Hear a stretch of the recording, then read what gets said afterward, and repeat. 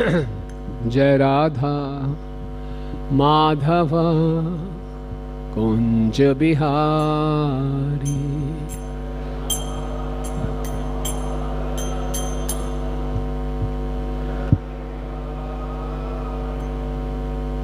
गोपी जनवल्लभा गिरिवरधारी।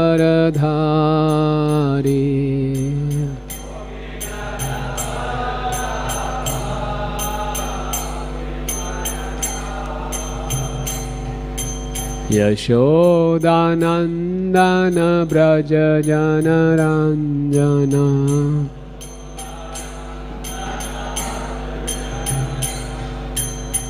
यशोदानंदन ब्रज जनरंजना।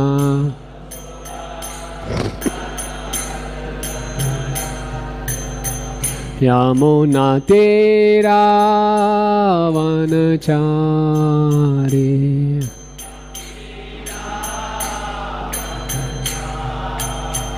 यमुना तेरा वनचारी।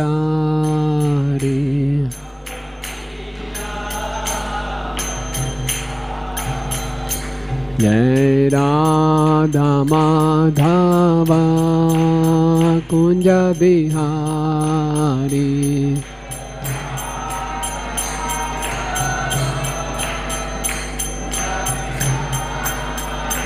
हरे कृष्णा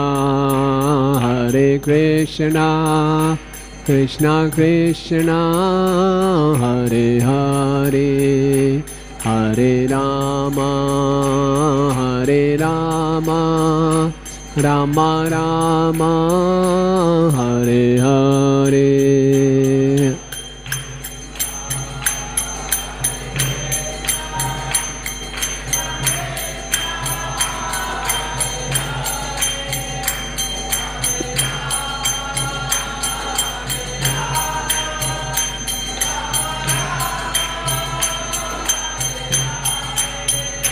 हरे कृष्णा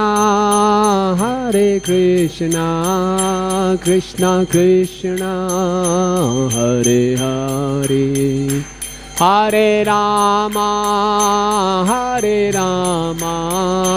रामा रामा हरे हरे।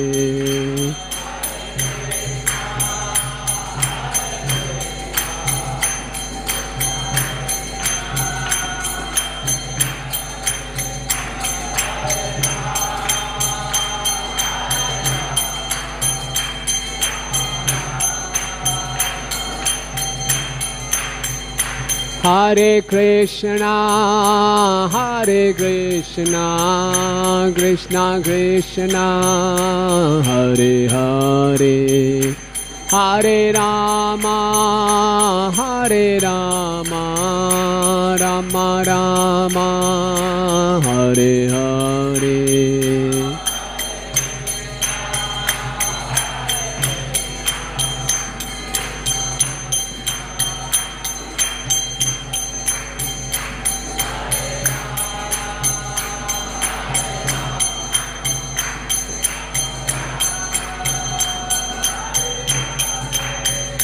हरे कृष्णा कृष्णा कृष्णा हरे हरे, हरे रामा रामा रामा हरे हरे।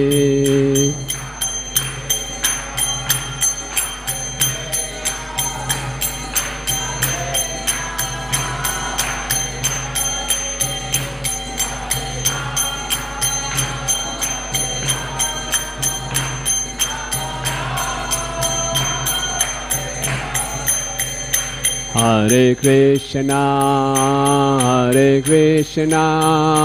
कृष्णा कृष्णा हरे हरे, हरे रामा रामा रामा हरे हरे।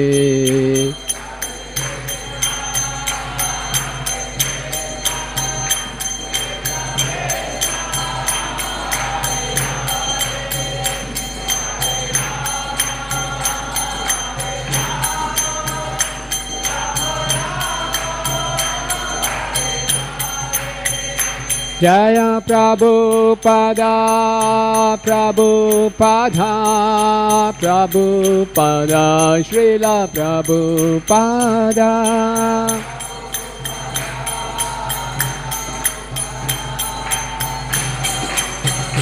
जय नित्य गौर हरि बोल हरि बोल हरि बोल हरि बोल।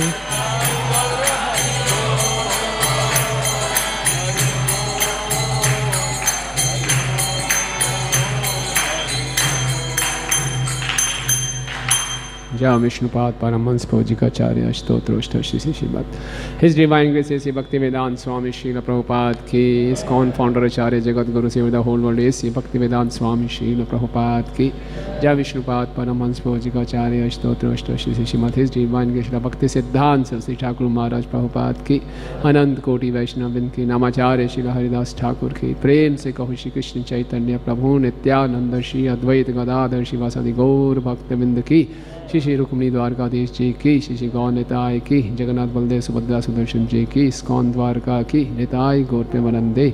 All glories to the assembled devotees, all glories to the assembled devotees, all glories to the assembled devotees, all glories to Shri Guru and Gauranga, all glories to Srila Prabhupada की जय। श्री रुक्मिणी कृष्ण प्रभु जी की जय।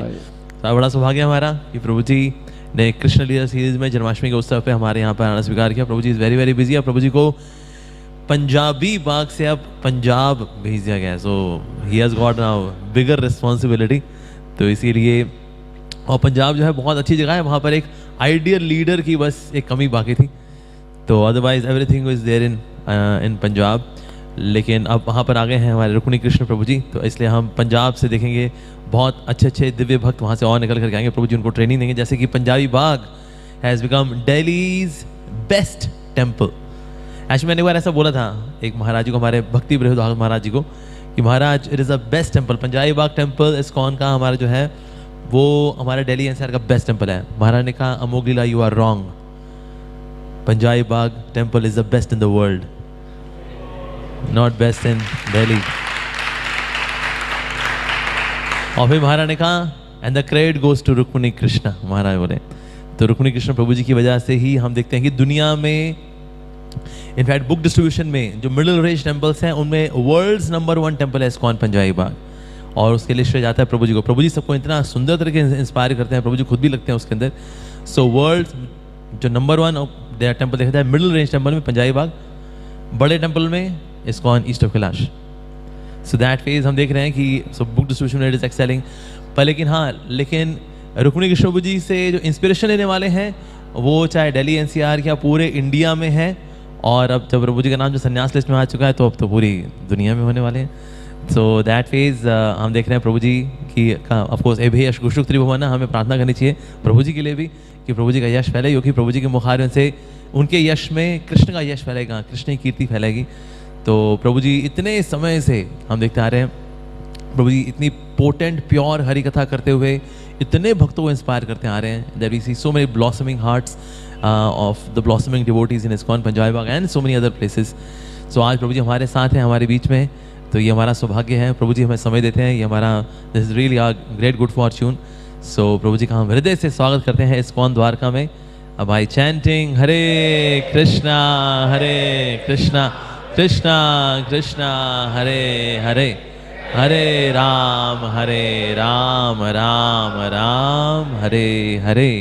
और प्रभु से रिक्वेस्ट करेंगे हम बीच में जो कोई मौका मिले प्रभु जी प्लीज़ ISKCON द्वारका आते रहें और इस प्रकार से हमारे सौभाग्य को और ज़्यादा चार चांद लगाते रहें। थैंक यू प्रभु जी। रुक्मिणी कृष्ण प्रभु जी की जय, प्रभु जी की जय। बस यही मधुर वचन सुनने के लिए मैं आया था।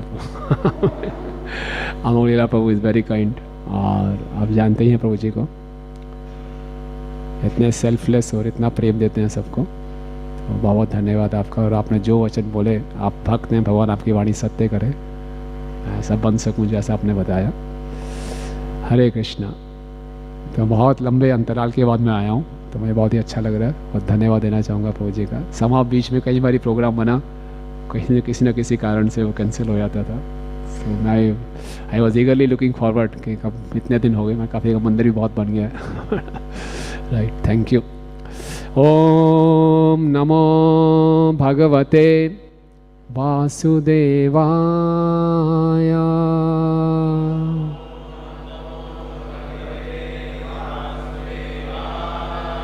ओम नमो भगवते वासुदेवाय।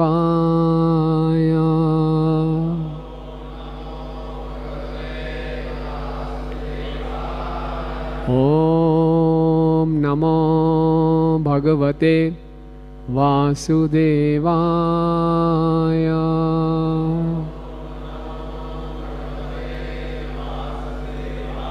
नारायणं नमस्कृत्यं नरं चैव नरोत्तमं देवीं सरस्वतीं व्यासं ततो जयमुदीरयेत्। नष्टप्रायेषु अभद्रेषु नित्यं भागवतसेवया भगवती उत्तम श्लोके भक्तिर्भवति नैष्ठिकी। कृष्णाय वासुदेवाय देवकी नंदनाय च नंदगोपकुमाराय गोविंदाय नमो नमः। तो जन्माष्टमी के उपलक्ष्य में जो कृष्ण कथा का आयोजन किया गया है उसमें मैंने एक प्रसंग चुना है, अक्रूर जी का मनोरथ। अक्रूर जी मथुरा से वृंदावन आ रहे हैं कंस के आदेश में, तो उनका क्या मनोरथ है उस पर चर्चा करेंगे। तो ये भागवतम के दशम स्कंद का 38वां अध्याय है, वृंदावन में अक्रूर का आगमन, श्लोक संख्या 27 बोर्ड पे लिखा है। देहम भृताम यानर्थो हित्वा दम्बम भियम शुचम संदेशात्यो हरेर्लिंगम दर्शन श्रवणादि भी।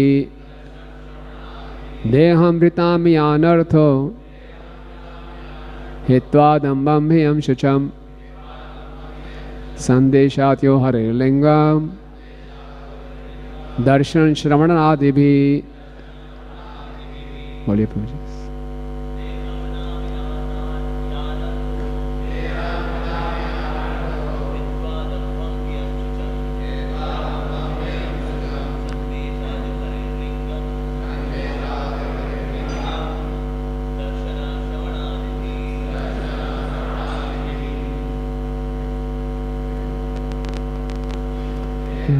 Tami anartho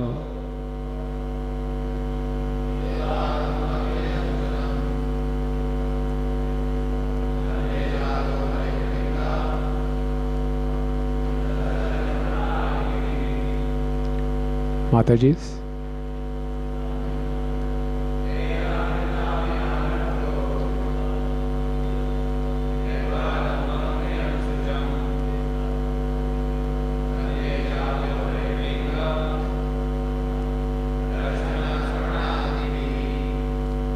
माता जी।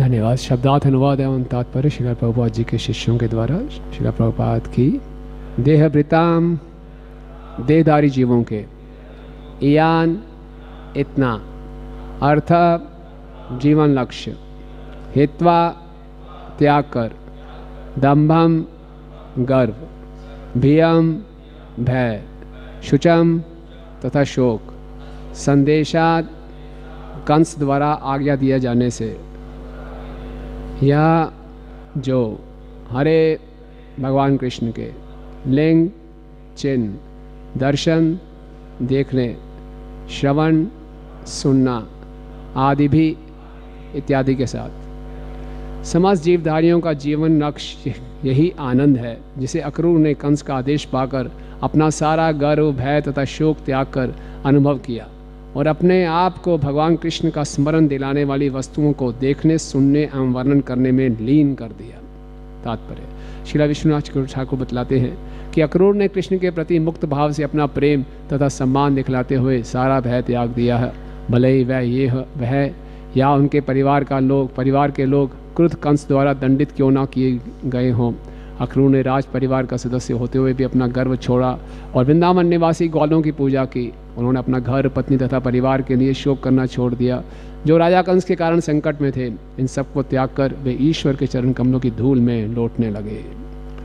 ओम अज्ञानतिमिरन्धस्य ज्ञानाञ्जनं शलाकया चक्षुरुन्मीलितं येन तस्मै श्री गुरुवे नमः। श्री चैतन्य मनोभीष्टं स्थापितं येन भूतले स्वयं रूप कदा मह्यं ददाति स्वपदान्तिकं। वन्देऽहं श्रीगुरु श्रीयुतापदकमलं श्रीगुरून् वैष्णवांश्च श्रीरूपं साग्रजातं सहगण रघुनाथान्वितं तं सजीवं साधुवैतं सावधूतं परिजनसहितं कृष्ण चैतन्यदेवं श्रीराधा कृष्णपादान् सहगण ललिता श्रीविशाखान्वितांश्च। हे कृष्ण करुणा सिंधु दीनबंधु जगतपते गोपेश गोपिकाकांत राधा कांत नमस्तुते। तप्त कांचन गौरांगी राधे वृंदावनेश्वरी वृषभानुसुते देवी प्रणमामि हरिप्रिय। वाञ्छा कल्पतरुभ्यश्च कृपा सिंधु भयवच पतितानां पावनेभ्यो वैष्णवेभ्यो नमो नमः। जय श्री कृष्ण चैतन्य प्रभु नित्यानंद श्री अद्वैत गदाधर शिवासादि गौर भक्त वृंद। हरे कृष्णा कृष्णा कृष्णा हरे हरे हरे राम राम राम हरे हरे। नमो विष्णुपादाय कृष्ण पृष्ठाय भूतले श्रीमते भक्ति वेदांत स्वामिनिति नामिने। नमस्ते सारस्वती देवे गौरवाणी प्रचारिणे निर्विशेष शून्यवादी पाश्चात्य देश तारिणे। हरे कृष्णा। तो हम जानते हैं कि श्रीमद् भागवतम के दशम स्कंद में कुल 90 अध्याय हैं और पूरे भागवतम में मिला के लगभग 335 अध्याय हैं। तो भागवतम का लगभग 1/3 या 1/28 दशम स्कंद है और इस दशम स्कंद के 90 अध्यायों में से जो पहले 40 अध्याय हैं मुख्यतः ब्रज की लीलाएं हैं और बीच के 10 अध्याय मथुरा की लीला और 50 से 90 अध्याय मुख्यतः द्वारका की लीला। जब भगवान द्वारका में थे तो हस्तिनापुर भी आए, कुरुक्षेत्र में आए, लेकिन उसको द्वारका की लीला में लिया गया। और भगवान का ब्रज से मथुरा का जो ट्रांजिशन हुआ, ये चेंज हुआ, इसमें जो बहुत महत्वपूर्ण भूमिका निभाई वो थी अक्रूर जी की। और अक्रूर जी की स्थिति बड़ी विषम परिस्थिति थी। जब कंस ने अत्याचार शुरू कर दिया तो यदुगण जो थे वो 3 भागों में बंट गए। कुछ तो यदु कंस से डरकर भाग गए, कुछ को कंस ने जेल में डाल दिया और अक्रूर जैसे कुछ विरले यदु थे जिन्होंने कंस की शरण ले ली। तो दिखने में लगेगा कि अक्रूर जी डिफेक्ट कर गए, है ना। बोलते हैं एक पॉलिटिकल पार्टी से दूसरे में चले गए, विरोधी पार्टी के यहाँ चले गए। सारे यदुओं पे अत्याचार हो रहा है और अक्रूर जी कंस की सेवा कर रहे हैं। तो बड़ी विषम परिस्थिति है। लेकिन यही भागवतम की खूबी है। भागवतम हमें ये बताता है कि जीवन की हर परिस्थिति में कृष्ण से प्रेम किया जा सकता है ना। भगवद गीता ने भगवान ने कहा सर्वधर्मान परित्याज्य माम एकम शरणम व्रजम अहम त्वं सर्व पापेभ्यो मोक्षयिष्यामि मा शुचा। तो भगवद गीता का सार भी प्रेम है और भगवान ने ये परिभाषा दे दी, प्रेम की परिभाषा है सब कुछ त्याग के एकमात्र मेरी शरण में आ जाओ, कुछ भी हो। अब ये प्रेम कैसे किया जाए, क्या क्या होता है हमारे जीवन में। तो बहुत समस्याएं, कहना आसान है, करके दिखाओ तो बताएं, नहीं हो सकता, ये है वो है। हर जीव को इस संसार में लगता है कि मैं कुछ अलग ही हूँ, पूरी सृष्टि अलग है, मैं सबसे अलग जीव हूँ, मेरी समस्याएं भी कुछ अलग ही हैं और मैं इन समस्याओं में प्रेम नहीं कर सकता भगवान से। आपको प्रेम करने की पड़ी है, यहाँ खाने पीने की फुर्सत वो नहीं है, ये नहीं है, इतनी समस्याएं हैं, कैसे प्रेम करूँगा, ये सब कहने की बातें हैं। तो Bhagavatam book of case studies है। आप भागवतम में इतने सुंदर सुंदर केस हैं कि हर केस में, हर परिस्थिति में भक्त में दिखा रहे हैं कैसे प्रेम किया जा सकता है, हर परिस्थिति में, है ना। वृद्धासुर का उदाहरण लेते हैं। असुर होते हुए फिर भी इंद्र से ज़्यादा उनको अच्छा भक्त दिखाया गया भागवतम में, है ना। बलि महाराज कितना सुंदर भक्त दिखाया गया, प्रहलाद महाराज, और भी बड़ी बड़ी विषम परिस्थितियाँ। नाग पत्नियाँ, कालिया की पत्नियाँ, कालिया जैसा पति है तब भी कोई भक्ति कर सकता है। यानी कि आप कोई भी परिस्थिति ले लीजिए अपने जीवन की, भागवतम में वो केस मिल जाएगा, नहीं इस परिस्थिति में भी भक्ति की जा सकती है। अक्रूर जी की परिस्थिति, जहाँ जो व्यक्ति कृष्ण को मारने की योजना बना रहा है और कृष्ण का भक्त उसकी सेवा कर रहा है, कमाल की बात है ना। और ऐसे में रहते हुए उनके हृदय में कृष्ण के लिए प्रेम, तो ये तो इतनी विपरीत परिस्थिति कहाँ हो सकती है। और अक्रूर जी ऐसे जिनको हर कोई गलत समझ रहा है। ऐसा नहीं कि उन्होंने कंस की शरण ले ली तो कंस को उन पर पूरा 100% विश्वास है कि ये मेरा आदमी है। नहीं, कंस जैसा ऐसा व्यक्ति जो असुर होते हैं किसी पे विश्वास नहीं करते, उसको भी संशय से देखते थे। और जब अक्रूर जी उनका संदेश लेकर आए तो सारे ब्रजवासी बड़े संशय से देख रहे थे, कंस ने किसको भेज दिया, क्या करने वाला है ये, हर कोई संशय से देख रहा है। बस केवल एक भगवान ही थे जो अक्रूर के मनोरथ को समझ पाए। तो बहुत ही उत्साहवर्धक प्रसंग है, बहुत ही हृदय को छूने वाला प्रसंग है कि किस प्रकार से एक भक्त हमेशा भगवान के विषय में सोचता रहता है हर परिस्थिति में, और कैसे हमें बहुत से सुंदर इसमें शिक्षाएं भी मिलती हैं। तो अक्रूर जी ने ये निर्णय क्यों लिया कि सारे यदु भाग गए या जेल में चले गए कि कंस की मैं सेवा करूंगा? कि अक्रूर जी को पूरा विश्वास था कि मैं मथुरा में ही रहता हूँ, व्रज के पास, कोई ना कोई दिन तो ऐसा आएगा कि मैं कृष्ण के दर्शन कर पाऊंगा, है ना। और अगर मैं व्रज से दूर चला गया तो इसके अवसर बहुत कम हो जाएंगे कि मैं कृष्ण को देख पाऊंगा, कृष्ण को संग कर पाऊंगा। एक ना एक दिन तो जरूर आएगा, ये उनका मनोरथ था शुरू से ही। और इसी मनोरथ के साथ वो एक तपस्या कर रहे थे, कंस जैसे अक्रूर जी होते हुए क्रूर कंस की सेवा कर रहे। दूसरा, वो जानते थे कंस जो है ना ये इतना बड़ा असुर है, और जितने भी असुर होते हैं इनकी तुलना हमारे मन से हम कर सकते हैं बड़ी आसानी से। एक बद्ध जीव के मन की क्या सबसे बड़ी खूबी होती है? क्या अनुभव है आपका? मन का क्या होता है?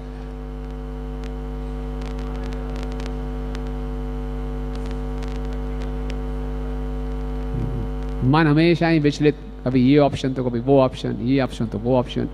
और आजकल तो इंटरनेट के ज़माने में तो मन और चंचल हो गया है इतने ऑप्शंस हैं, इतने ऑप्शंस हैं, इतने व्यक्ति पागल हो जाता है, कुछ भी अटेंशन किसी पे भी नहीं देख पाता। तो कंस भी ऐसा ही था, बहुत ही फ्लिकरिंग माइंड था उसका। जब देवकी का विवाह हो रहा था तो तू मेरी बहन है, मैं तेरे को छोड़ के आऊँगा ससुराल, कितना प्रेम दिखा रहा था। सब सारथी को दूर कर दिया, मैं रथ चला के जाऊँगा, इतना स्नेह दिखा रहा था। आकाशवाणी हुई, देवकी के बाल पकड़ लिए, सर काटने लगा। वसुदेव ने बोला रहने दो, छोड़ दो, मैं हर बच्चे को दे दूंगा। फिर छोड़ दिया। फिर पहला पुत्र वसुदेव लेकर आए, फिर उसका हृदय पिघल गया, छोड़ो छोड़ो रहने दो। फिर नारद मुनि जी आए, समझाया, बोले, फिर पकड़ के जेल में डाल दिया। फिर क्या हुआ, एक एक करके सारे 6 पुत्रों को मारा। फिर 8वीं जो कन्या उसके हाथ से निकल गई, फिर उसका हृदय पिघल गया, ये मैंने क्या कर दिया। फिर देवकी से क्षमा मांगी, पता नहीं कब उसका बदलता ही रहता था मन, है ना। तो अक्रूर जी को इसी पे बड़ा विश्वास था, इसका मन बदलता रहता है। पूरे राज्य में कोई एक व्यक्ति तो होना चाहिए, जब मौका मिला मैं इसको संभाल लूंगा, है ना। और अक्रूर जी ने कंस के साथ रह के भगवान की सेवा भी की इनडायरेक्टली। रोहिणी माता को जब छुपाना था तो नंद महाराज के पास यही ले गए थे अक्रूर जी, और वसुदेव की जितनी भी रानियां थी उनको सुरक्षित स्थान पे अक्रूर जी ने पहुंचाया था। और बीच बीच में कंस को फिर से सनक चढ़ जाती थी, उसको शांत कर देता था कि वसुदेव को अभी जेल में मत डालो। तो वसुदेव की पूरी सेवा की इन्होंने अक्रूर जी कंस के साथ रहते रहे। तो अब ये मौका कैसे आया कि अब अक्रूर जी को बुलाया कंस ने। उससे पहले थोड़ी सी बैकग्राउंड, उससे हम मान चले कंस का क्या मनोरथ है। तो जैसे ही अरिष्टासुर का वध हुआ, तो अरिष्टासुर के वध के बाद कंस ने ब्रज में असुर भेजना बंद कर दिया। उसको स्ट्रेटेजी बदलनी पड़ेगी, क्या चक्कर है, जिसको भेजना कोई वापस नहीं आता, बड़े से बड़ा असुर वापस नहीं आता, यद गत्वा निवर्तन्ते वापस नहीं आता, क्या चक्कर है, वन में लेकर वापस नहीं आता। तो जीव गोस्वामी बताते हैं कि लगभग 1 वर्ष तक किसी को भेजा नहीं, और नारद मुनि जी परेशान हो गए कि ये तो लीला रुक गई, पाप को खत्म हो रहे हैं, उसके कम करना शुरू कर दिया उसने। तो नारद मुनि जी एक्सपेडाइट करते हैं, आए कंस के पास। और एक दिन कंस के पास आए तो जैसे ही कंस ने नारद मुनि को देखा, एकदम उत्साहित हो गया कि कुछ खबर लेकर आए हैं कंस, है ना। नारद मुनि जी की बड़ी विशेष स्थिति है। नारद मुनि जी को भागवतम में सुरासुर देह कहा गया है। देवतागण भी उनकी पूजा करते हैं, असुरगण भी पूजा करते हैं। और इतना जबरदस्त क्रेडिबिलिटी है नारद मुनि की कि असुर लोग भी बहुत सीरियसली लेते हैं उनको, देवता है। हालांकि टीवी सीरियल्स में नारद मुनि जी को जोकर दिखाया जाता है, लेकिन नारद मुनि जी महाजन है, धीरा धीरे जना प्रिया किया करो, है ना। तो जैसे ही नारद मुनि आए, कंस ने बोला तखनियत, सारे मंत्री चले आओ, बहुत ही कॉन्फिडेंशियल बात होने वाली है। बोले बताइए नारद मुनि जी क्या बात है। नारद मुनि ने बोला ये बताओ, तुमने जो वसुदेव की, जो तुमने 8वीं कन्या का वध करना चाहा था, किसकी लड़की थी वो? बोले देवकी की। बोले मूर्ख कहेंगे, देवकी की नहीं थी वो, यशोदा की थी। बोले क्या बात कर रहे हैं, बोले जो कृष्ण का नाम सुना, बोले किसका बेटा है वो? बोले नंद का। बोले नंद का नहीं है, वसुदेव का है। एक के बाद एक खबर। और जो ये बलराम है वो किसका बेटा पता है? वो भी देवकी का ही है। अरे तेरे की कंस तो उछल गया एकदम से, इतना बड़ा विस्फोट, इतना बड़ा स्कैंडल, ये कैसे? वसुदेव जो सत्यवादी बनता था अपने आप को, तलवार निकाली, मैं वसुदेव का वध करता हूँ। बैठ अभी, मूर्ख कहेंगे, फिर मूर्खता कर रहा है, बैठ जरा यहाँ पे। बोले क्या? बोले जब भगवान प्रकट हुए थे, विष्णु प्रकट हुए थे, पूरा जो वसुदेव की सारी बेड़ियाँ खुल गई, सारे जेल के दरवाजे खुल गए, तेरे जितने भी भरोसे वाले जो सुरक्षा कर्मचारी थे सब सो गए हैं, और सारे दरवाजे खुल गए। वसुदेव कृष्ण को ले गए, यमुना का पानी नीचे हो गया, नंद के यहाँ रख दिया। यशोदा की कन्या थी, उसको उठा के ले आया, और जो कन्या तो सोच रहा था देवकी थी, देवकी से माफ़ी मांग रहा था, ये सब था मूर्ख, वो तो यशोदा की थी। अच्छा, और ये बलराम, ये भी पहले देवकी के गर्भ में आया था। इसकी विष्णु के पास ऐसी शक्ति है कि गर्भ स्थानांतरण कर दिया। ऐसा एक के बाद एक समाचार मिले। और कंस देखिए इतना बड़ा असुर, भगवान की इतनी महिमा सुनने के बाद भी उसके हृदय में ये नहीं आया जो इतने बड़े बड़े चमत्कार कर सकते हैं तो मैं क्या हूँ? मैं तो गया खत्म। लेकिन उसको भी अभी लग रहा था, अच्छा, उसको उसका क्रोध शांत नहीं हो रहा था, उसको इतना क्रोध आ रहा था। बोले नारायण जी बैठिए, अभी वसुदेव की हत्या करके आता हूँ। बड़े फिर मूर्खता कर रहे हो, बैठो यहाँ पे, शांति से सुनो। अगर तुमने वसुदेव का वध कर दिया और ये बात ब्रज में चली गई और नंद के पास हैं कृष्ण और बलराम, वो उनको लेकर भाग जाएगा वहाँ से और उनको खिलाएगा पिलाएगा, हट्टा कट्टा कर देगा, वापस आएगा, फिर तेरा वध कर देगा। बोले ऐसे कैसे भाग जाएगा? मैं अपने आदमियों को भेजूंगा, मेरा राज्य, उसको पकड़ के ले आएंगे। अच्छा, पहले कितने आदमियों को भेजा, कोई वापस आया? वो साधारण बालक नहीं है, वो साधारण बालक नहीं है। तो बोले क्या करूं, हाथ से भी निकल गया, ये भी करूं क्या? परेशान हो गया एकदम, कंस से एकदम पूरा एकदम।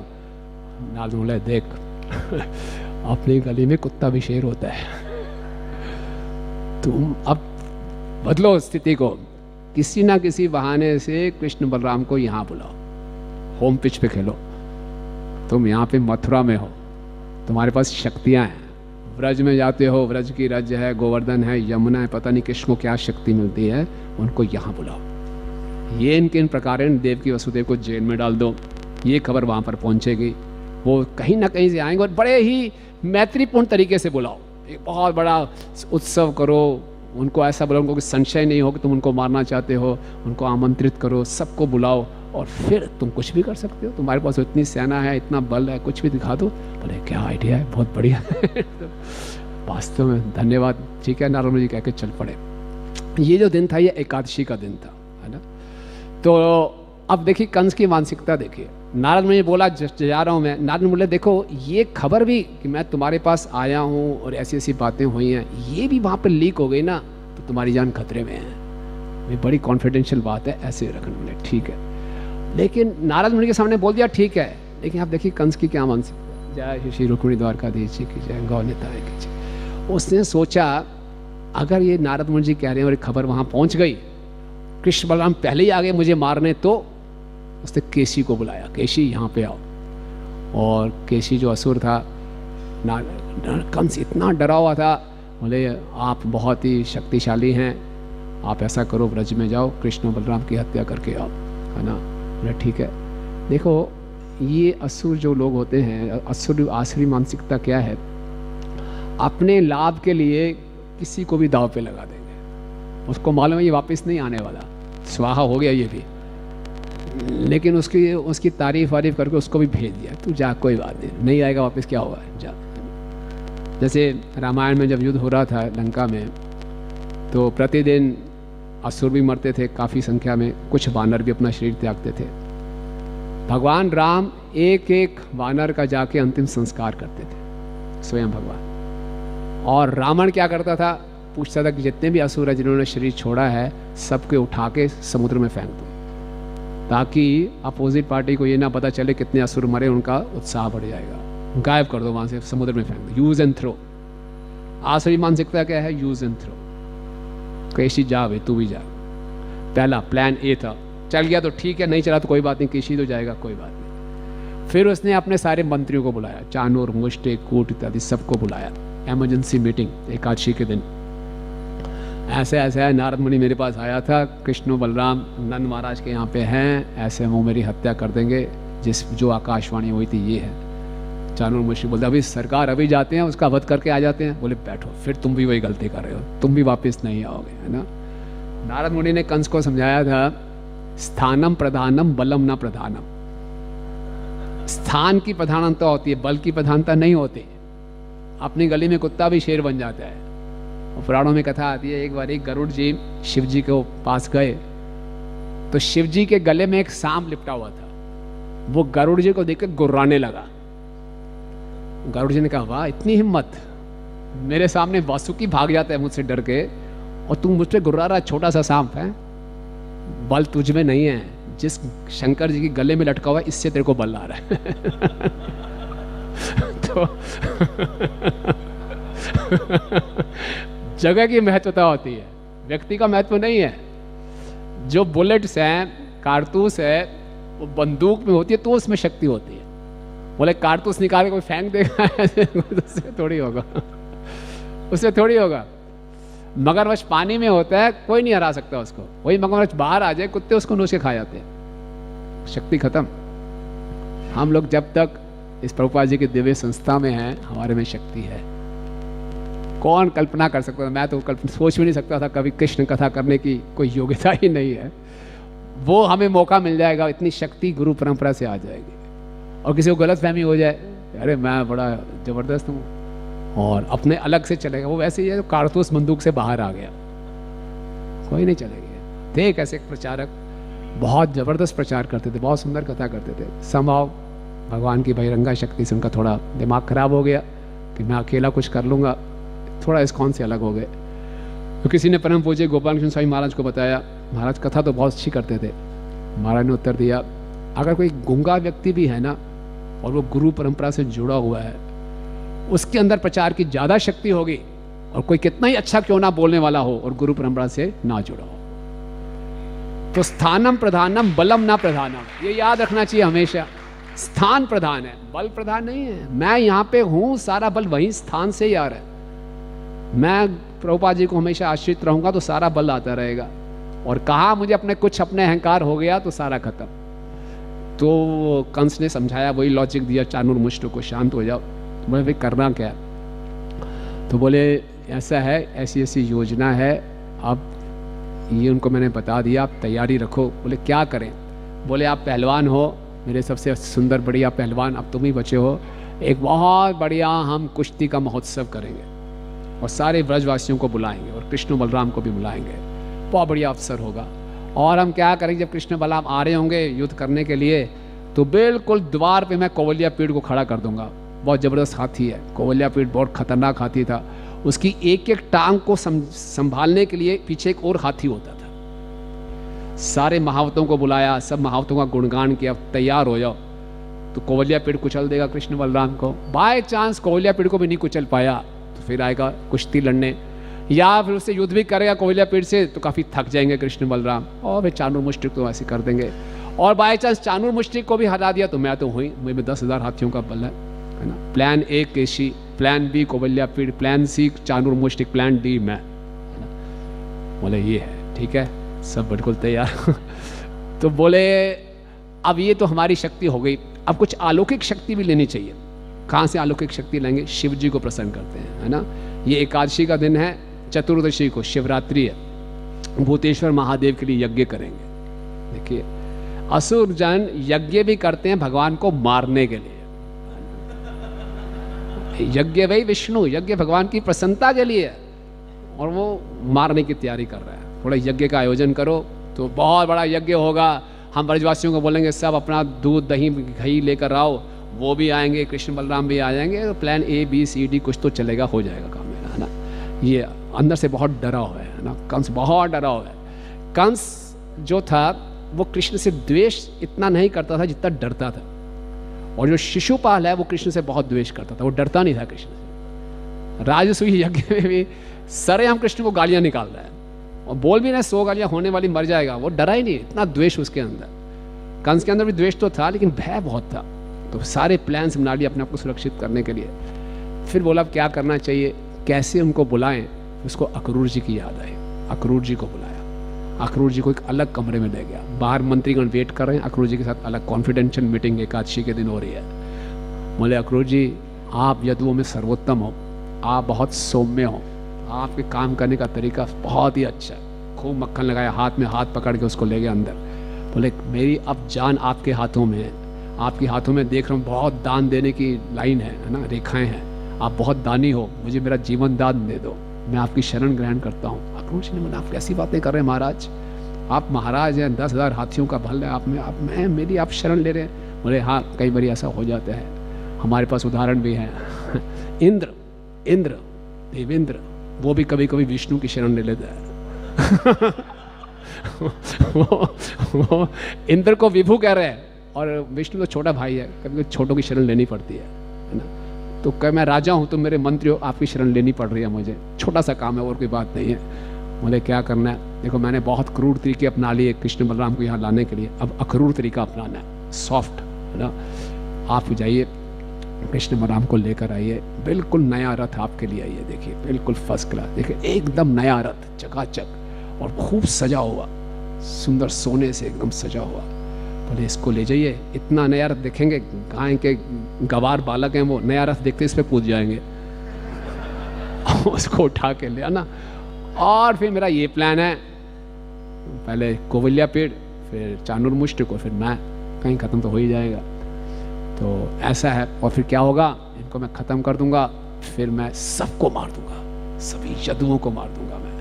मैं अपने पिता उग्रसेन को ही मार दूंगा, सारा बुढ़ऊ हो गया वो, और फिर भी राज के पीछे भागता है, उसको मार दूंगा, देवक को मार दूंगा, उसको ख़त्म कर दूंगा, उसको ख़त्म कर दूंगा, सारे के सारे कांटे खत्म हो जाएंगे एकदम। अच्छा, सब कांटे लग रहे थे उसको। बोले अक्रूर जी ने बोला लेकिन बाकी भी तो हैं, जरासंध और ये आपका है द्विविद है, ये सब है। जरासंध तो मेरे गुरु हैं, वो असुर मेरा ससुर है, वो मुझे क्या नुकसान पहुंचाएगा, वो मेरा गुरु है, द्विविद है, ये सब मेरे साथ हैं, मैं पूरे पृथ्वी पर भोग करूंगा और तुमको बहुत बड़ा राज्य दे दूंगा, लालच भी दे रहे। तो देखिए ये कंस का मनोरथ था, क्या प्लानिंग कर रहा है। और जो कंस जो है वो कहता है जितने भी उसके भोग के रास्ते में अड़चने हैं उनको वो कांटे के समान चुभ रहे हैं, है ना, उसको हटा के खूब भोग करूंगा। ईश्वरो हम सिद्धो हम बलवान सुखी, सबको खत्म करके मैं सुखी हो जाऊंगा। तो एक प्रकार से देखा जाए तो एक मिनी कंस हम सब के अंदर भी है। हम सब इस संसार में सुखी रहना चाहते हैं, ये इनके इन प्रकार हैं। और जो हमारे इस संसार में थोड़े सुख में बाधा डालता है वो हमें कांटे के समान चुभता है। हटा दो इस कांटे को, है ना, ये कांटा मेरे जीवन से हट जाएगा, मैं सुखी हो जाऊंगा, है ना। ये है व्यक्ति, मेरे सारे दुखों का कारण ये व्यक्ति है, ये हट गया तो मैं सुखी हो जाऊंगा। ये इनके इन प्रकार इसको हटाओ, ये कंस की मानसिकता है ना। और ये जो कंस का मनोरथ है, ये प्लानिंग स्टेज में बड़ा अच्छा लगता है, कितना सुंदर लग रहा है प्लानिंग, उसको खत्म, ये खत्म, मैं अब पूरा राज्य करूंगा। तो जो भौतिक मनोरथ होते हैं, हमारी जो भौतिक इच्छाएं होती हैं, भौतिक आकांक्षाएं होती हैं, वो केवल आकांक्षा की स्टेज में, आशा की स्टेज में ही बहुत अच्छी लगती है, बहुत सुख प्रदान करती हैं। एक दिन ऐसा होगा, ऐसा हो जाएगा, हम होंगे कामयाब, एक दिन सब अच्छा हो जाएगा, एक महल हो सपनों का, एक अपना घर होगा, फिर ये होगा, फिर ये होगा, बहुत अच्छा लगता है। तो जब तक उसकी प्लानिंग कर रहे हैं, जब तक आशा बनी हुई है, तब तक सुख देता है। लेकिन या तो वो पूरा होता नहीं, अगर हो भी जाता है तो वैसा होता नहीं, है ना। खुदा पहाड़ निकली चुईया, वो भी मरी हुई। ये भौतिक मनोरथ है, और कंस का मनोरथ भी ऐसे ही होगा। और आगे अक्रूर जी का मनोरथ देखेंगे। अक्रूर जी को जब बताया कि आप जाइए और ये नया रथ है लेकर आइए, अक्रूर जी इतने अंदर से प्रफुल्लित हो, आनंद आ गया, इतने वर्षों की मेरी तपस्या अब फल ला रही है कि मैं जाऊंगा, कृष्ण बलराम को लेकर आऊंगा। लेकिन अब वो क्या करे, उसने अपने आनंद को तो छिपाना था। अक्रूर जी खुशी करते, हरी बोल, आनंद आ गया, जय हो कंस जी की, है। नहीं, उसने बड़ा डिप्लोमेटिकली, बहुत टेक्टफुली अक्रूर जी ने कहा, बोले कंस जी आपका प्लान तो बहुत बढ़िया है। आपका प्लान जो अपने दुर्भाग्य को दूर करने के लिए, नहीं बोला कृष्ण बलराम को मारने के लिए, आपके दुर्भाग्य को दूर करने के लिए आपका जो प्लान है बहुत अच्छा प्लान है। हर किसी को ये प्रयास करना चाहिए, लेकिन ये सिद्ध होगा कि सिद्ध नहीं होगा, ये तो देव पर निर्भर करता है, भाग्य पर निर्भर करता है। है ना, साफ साफ बताने की सिद्ध नहीं होगा। और बोले एक देव के कारण कभी हमें हर्ष होता है, कभी शोक होता है, तो तुम्हें तो शोक ही होगा, है ना। तो फिर भी आप कह रहे हैं तो मैं चला जाता हूँ आप, लेकिन आप इतना ज़्यादा ना अपने आप को, अपना मन आवेशित मत कर लीजिए, उसको मार दूंगा, उसको मार दूंगा, ये खत्म कर। आपको प्लान बनाना चाहिए, बाकी जो होगा वो भाग्य पर निर्भर है ना। बड़े आसानी से समझा दिया। अक्रूर जी सेफ प्ले कर रहे थे। बाद में मैं आया, कृष्ण बलराम ने उनको मार दिया, तो बोले तुम लेके आए थे तो मेरी हत्या हो गई। असुरों को भरोसा थोड़ी होता है, कोई मौका डाल के सारा फिर मुझ पर ब्लेम डाल देंगे। और मैं अगर सीधा ही बोल दूंगा कि क्या बोल रहे हो, कृष्ण बलराम की हत्या करोगे, अगर मैंने पहले ही अपने भाव प्रकट कर दिए तो मेरी हत्या कर देगा। तो अक्रूर जी ने बड़े संभल के बात की। फिर अक्रूर जी ने सोचा ये मुझ पर इतना बड़ा हित कर रहा है, मैं भी इसे कुछ हित कर दूं, कुछ ज्ञान दे दूं, भैया प्लान चलेगा नहीं, लेकिन फिर भी ठीक है ना। तो बहुत सुंदर संदेश अक्रूर जी हमें दे रहे हैं। योजनाएं जरूर बनानी चाहिए हमें, चाहे भौतिक जीवन हो या आध्यात्मिक जीवन हो। हम आध्यात्मिक जीवन में अपनी बहुत सी योजनाएं बनाते हैं, लेकिन दिक्कत क्या होती है, उन योजनाओं से हम बड़े आसक्त हो जाते हैं, और जो हमारे हिसाब से, हमारे प्लान के हिसाब से काम नहीं होता, फिर दिक्कतें शुरू हो जाती हैं। फिर ऐसा क्यों तो वैसा क्यों। सो सिद्धि असिद्धि भाग्य पर निर्भर है ना। अधिष्ठानम तथा कर्ता कर्णम च पथक वेदा विविधां च पथक चेष्टा देवम चैवात्र पंचमम। भगवान गीता के 18वें अध्याय के 14वें श्लोक में बता रहे हैं हर कर्म की सफलता के 5 कारण हैं। देवम चैवात्र पंचमम, मुख्य कारण है भगवान का सैंक्शन। तो अक्रूर जी ने ये कहा, बोले नया रथ है ले जाओ। वो सौभाग्य की बात थी। अक्रूर जी ने सोचा कंस ने अपना रथ नहीं दिया, नया रथ दिया, और खूब सजा हुआ रथ था।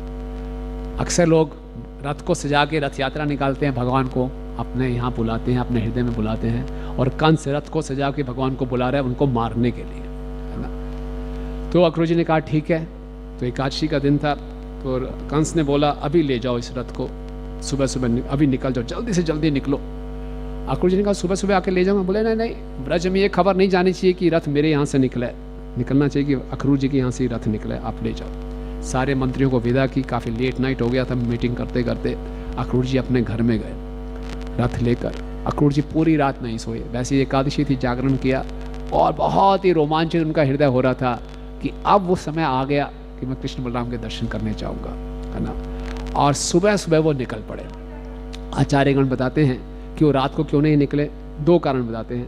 पहला कारण, रात को जाते जंगल से तो रास्ता ना बन चलता, उस समय कोई साइन बोर्ड तो थे नहीं, नंदगांव, बरसाना, कोसी ऐसा कोई साइन सिग्नल तो थे नहीं, जंगल था। और दूसरा, अक्रूर जी ने सोचा कि कृष्ण सुबह सुबह गाय चराने जाते हैं, मैं अभी निकलूंगा, सुबह सुबह पहुंच जाऊंगा, गाय चराने जा रहे होंगे, कृष्ण मुझे मिलेंगे, बोले ठहरो अभी मैं गाय चरा के आता हूँ, शाम को आपसे मिलूंगा। तो वो आनंद नहीं आएगा। जब कृष्ण गाय चरा के आ जाएंगे, अरे फुर्सत में फिर मैं उनसे बातचीत करूंगा तो आनंद आएगा, है ना। यानी कि अक्रूर जी को कृष्ण की लीला के बारे में पूरा खबर थी, पूरे अपडेटेड रहते थे। कैसे अपडेटेड रहते थे, ये बहुत अच्छी बात है। कंस के यहाँ सेवा करते हुए भी अक्रूर जी हमेशा नारद मुनि जी से श्रवण किया करते थे। यानी कि अक्रूर जी हमें बता रहे हैं जैसे मर्जी परिस्थिति हो, अगर हम शुद्ध भक्तों से श्रवण करते रहेंगे, हम भक्ति में सुरक्षित रहेंगे। नित्यम भागवत सेवया, जहां ये छूटेगा हमारे मनोरथ बदलने शुरू हो जाएंगे। जहां हम नित्यम भागवत सेवा कर रहे हैं, नित्य श्रीमद् भागवतम का अध्ययन कर रहे हैं, श्रवण कर रहे हैं, हम ट्रैक पे रहते हैं। कैसे मर्जी बाहरी परिस्थिति हो, हम टिके रहते हैं। अक्रूर जी श्रीमद् भागवतम प्रतिदिन भगवान के विषय में सुनते थे। ब्रज में भगवान कौन कौन सी लीलाएं करते हैं, किस समय में क्या करते हैं, सब उनको मालूम था, इसलिए पूरी योजना बना सके। जैसे यहाँ भी हमें मालूम होता है ना, दर्शन कब खोलेंगे, कब आरती है, कब प्रवचन है, तो भक्त लोग उसी सुविधा के अनुसार जो उनकी मंशा होती है उसके हिसाब से मंदिर में आते हैं। बोले इस समय जाऊँगा, शाम तक पहुँचूँ ऐसा। तो सुबह सुबह अक्रूर जी चल पड़े। एकादशी रखी है, जागरण किया है, भगवान के ध्यान में इतना उनका मन आवेशित हो गया, व्रत पालन करना ही भूल गए। पूरी रात का जागरण, एकादशी, और उसके बाद व्रत पालन ही नहीं किया और निकल पड़े। और रथ पे बैठ के चल पड़े। और घोड़ों को हाँका नहीं, घोड़े अपने आप जहाँ जा रहे हैं। उनका मन पहले ही ब्रज में पहुँच गया, है ना। कैसे, तो बहुत सुंदर ये फिर 38वां अध्याय यहाँ से शुरू होता है। और क्या क्या वो सोचते हुए चलते हैं, आचार्यों ने बहुत सुंदर सुंदर टीकाएं दी हैं इसके ऊपर इतना समय तो नहीं है। तो अक्रूर जी जब निकलते हैं तो रास्ते में जाते हुए सोच रहे हैं कि उनको बहुत अनुभव हो रहा है कि कैसे भगवान की विशेष कृपा हो रही है, और वो सोच रहे हैं मैंने ऐसे कौन सा शुभ कार्य किया होगा, कौन सी कठिन तपस्या की, कौन सी पूजा की, कौन सा ऐसा दान दिया कि आज मैं भगवान केशव का दर्शन करने जा रहा हूँ। मैंने तो कुछ ऐसा किया नहीं, कैसे हो सकता है कि मैं केशव का दर्शन करने जा रहा हूँ, है ना। ये उनकी विनम्रता है। जहाँ भक्ति होगी, वास्तविक भक्ति होगी, वहाँ वास्तविक विनम्रता होगी, है ना। सनातन गोस्वामी जी बताते हैं बृहद भागवतामृत में कि जो विनम्रता है ये प्रेमा भक्ति का, प्रेम का बीज भी है और प्रेम का फल भी है ना। और भक्तिविनोद ठाकुर भी बताते हैं कि शरणागति की शुरुआत वो विनम्रता से करते हैं। असली विनम्रता वो कहते हैं कि प्रेम के बाद ही प्रदर्शित होती है, लेकिन एक विनम्र हमारा मनोवृत्ति से जब तक हम भक्ति प्रारंभ नहीं करते, भक्ति में आगे बढ़ना बहुत कठिन होता है। तो बीज भी है और फल भी है। और जो विनम्रता, नारद मुनि जी बता रहे हैं कि विनम्रता का लक्षण क्या है कि पूरी योग्यता होते हुए भी भक्त अपने आप को अयोग्य मानता है। अक्रूर जी कितनी योग्यता है, इतने कष्ट सहे इतने सालों से, और भगवान ने उस मनोरथ को पूरा कर रहे हैं। बोले नहीं नहीं, मैंने किया क्या है ना, कुछ भी नहीं किया। क्या मैंने कोई तपस्या की, कौन सा मेरे को याद ही नहीं आ रहा मैंने कोई ऐसा दान दिया, क्या मैंने पूजा की, और मैं तो विषय भोगों में लीन रहने वाला व्यक्ति हूँ, अधम आत्मा। और मुझे ऐसे उत्तम श्लोक भगवान के दुर्लभ दर्शन हो जाएंगे। ब्रह्मा जी, शिव जी इतने उनका गुणगान करते हैं, फिर भी उनको दर्शन नहीं होते। मैं विश्व में मेरी रक्त आत्मा, कहाँ दर्शन होंगे। जिस प्रकार से एक शूद्र किसी जीव का जन्म शूद्र के रूप में हुआ है, वो कभी वेदों का अध्ययन नहीं कर सकता, मैं कहाँ भगवान के दर्शन कर पाऊंगा, संभव ही नहीं है। लेकिन आखिरी श्लोक में बोलते हैं छोड़ो, बहुत हो गया इन विचारों को, आखिर मुझ जैसे पतित आत्मा को भी अच्युत भगवान दर्शन देने का अवसर प्राप्त हो सकता है। पहले कह रहे थे कि भगवान उत्तम श्लोक हैं तो मेरा कोई चांस नहीं है, फिर कह रहे नहीं नहीं भगवान तो अच्युत हैं, मुझे निश्चित रूप से अवसर मिल जाएगा कि मैं भगवान का दर्शन कर पाऊंगा। पर एक उदाहरण देते हैं, काल रूपी नदी में प्रवाह बह रहे बद्ध आत्माओं में से कोई एक आत्मा तो कभी कभी किनारे तक पहुंच ही सकता है। देखिए अचानक उनका मनोवृत्ति चेंज हुआ। पहले सोचे थे भगवान का बड़े बड़े देवतागण सिद्धजन गुणगान करते हैं, उनको दर्शन नहीं होता, मैं क्या हूँ, मैं तो बहुत विशेष व्यक्ति हूँ। फिर सोचे नहीं नहीं नहीं, भगवान अच्युत हैं। अच्युत का अर्थ होता है जो कभी कृपा करने से चूकते नहीं है। कृपा करने से चूकते नहीं है भगवान। मेरे भगवान ने बोले आज मेरा मूड नहीं है यार, आज कृपा नहीं करूंगा यार, आज मूड नहीं है, आज मूड ठीक नहीं है मेरा, आज गोपियों ने बहुत डांटा है, मैं कृपा नहीं करूंगा। नहीं नहीं नहीं, भगवान का स्वभाव है, भगवान अपने स्वभाव से मजबूर है। जिस प्रकार से हम अपने स्वभाव से मजबूर हैं, भगवान भी अपने स्वभाव से मजबूर हैं। कई बार देखते हैं ना लोग, कईयों की आदत होती है गाली देने की ना, बात आते गाली देते हैं, तो बोलिए गाली क्यों दे रहे हो, कैसी गाली, फिर गाली दे देगा। अरे यार रिकॉर्डिंग करके सुन अपनी बात चलेगा, बात आते गाली देते हैं, तो वो अपने आप को रोक ही नहीं पाते। इसी ढंग से भगवान कृपा करने से अपने आप को रोक ही नहीं पाते। विशेषकर जो अर्च विग्रह हैं, इनका स्वभाव है आशीर्वाद देना। जैसे ही कोई आके रुक्मिणी द्वारकाधीश जी को प्रणाम करता है, भगवान अपनी कृपा दृष्टि उस पर डाल देते हैं, बस ये व्यक्ति अब मेरा हो, ये जीव मेरा हो गया। इसलिए यमराज जी कहते हैं जिसने एक बार ही भगवान के सामने सर झुका दिया, वो मेरे जुरिडिक्शन से बाहर हो गया। भगवान कृपा करना उनका स्वभाव है।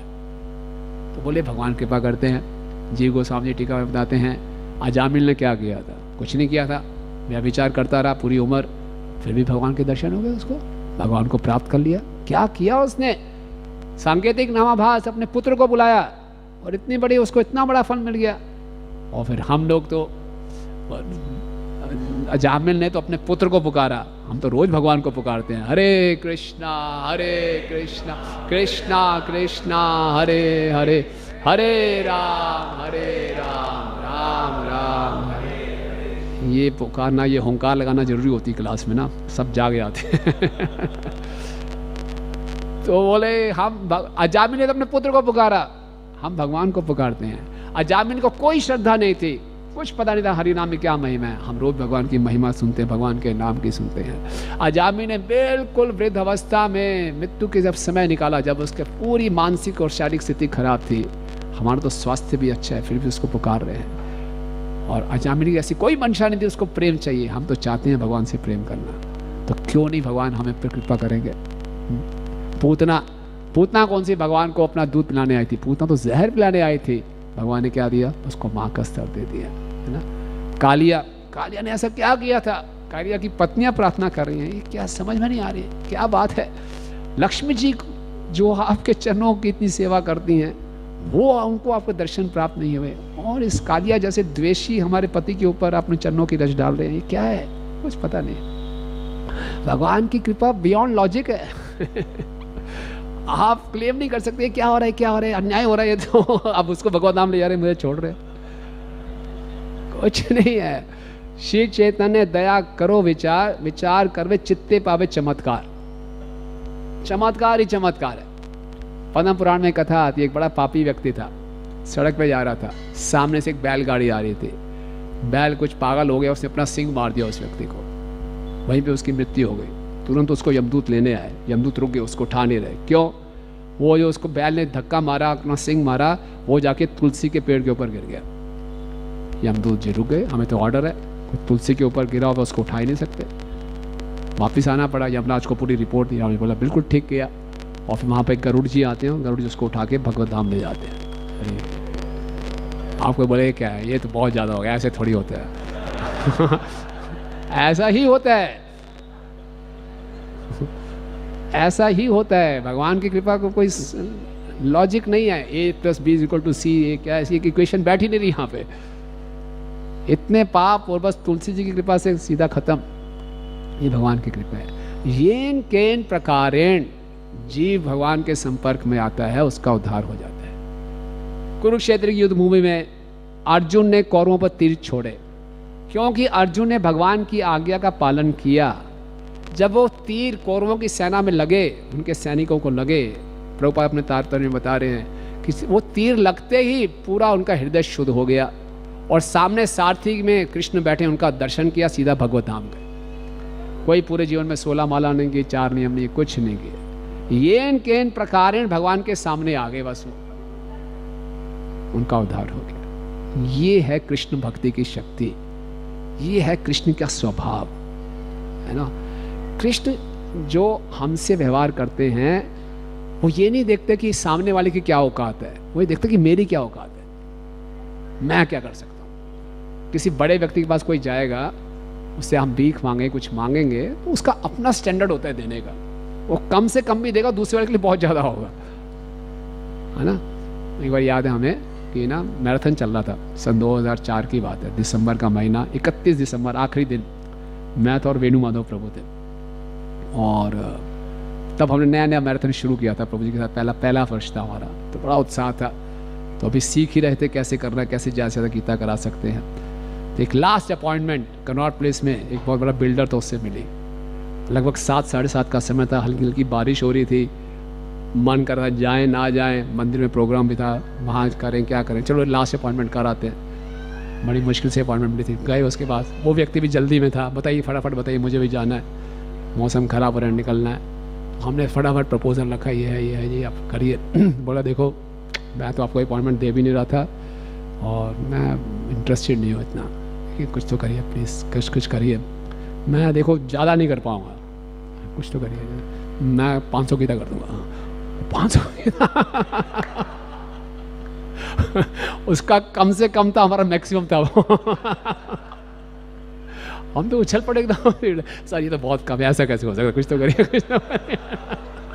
और मैं पहले कह रहा था इससे कम है, मैं कम ही कम, ठीक है जो भी करिए, जल्दी करिए, जल्दी। तो जो भगवान में है, हम ये नहीं देखते कि ये व्यक्ति क्या है, इसका क्या स्तर है, इतना पापी है, अधम है, अपराधी, इसने ये नहीं नहीं नहीं नहीं। भगवान की नेचर है, अपना स्वभाव है कृपा करने का, इसलिए वो अच्युत है। तो अक्रूर जी को यहाँ से उम्मीद आ रही है, यहाँ अच्युत है। जब मैं अपनी साधना को देखता हूँ, नो चांस।